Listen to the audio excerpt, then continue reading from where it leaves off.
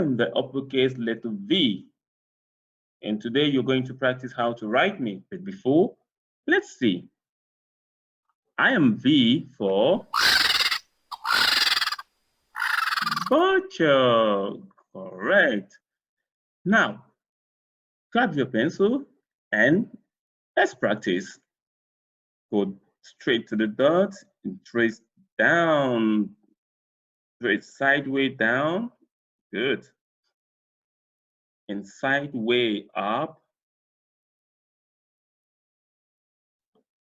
Next dot.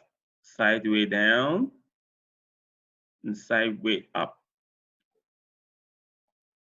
Next dot. Sideways down and sideways up. Great. Next dot.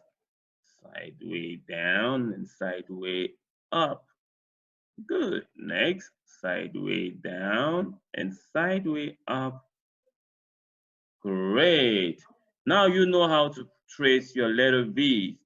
So you can start by tracing more letter V in your book. See you. Bye-bye.